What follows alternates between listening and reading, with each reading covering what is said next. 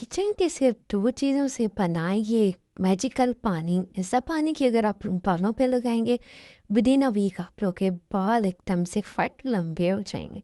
सबसे पहले आप लोगों ने पैन लेना है, उसके अंदर आपने 2 ग्लास पानी डाल देना है। जब तक उसमें अच्छी तरह से बॉयल ना आए, बॉयल आने के बाद आप लोगों ने उसके अंदर 2 चम्मच या 1 चम्मच रोज़मेरी और थोड़ा-सा मेथी दाना डालना है। फिर आपने इसको अच्छी तरह से मिक्स करके 10 से 15 मिनट के लिए लो आंच पे पकने के लिए साथ-साथ आपने चम्मच हिलाते रहना है ताकि ये अच्छी तरह से मिक्स हो जाए। जब इसमें बॉइलिंग आना शुरू हो उसके बाद 10 मिनट आप लोगों ने इसको लो आंच पे अच्छी तरह से पकाना है। यकीन करें इस पानी के इतने फ़ायदे हैं, अगर आप लोग यूज़ करेंगे तो आप लोग इस पानी के फ़ैन हो जाएँगे।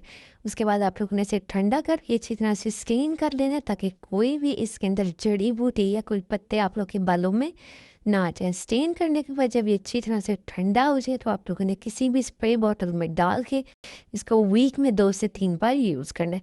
यकीन करें किचन के इंग्रेडिएंट से इतना शानदार, इतना अच्छा वाटर बनेगा कि आप लोग मुझे दुआएँ देंगे।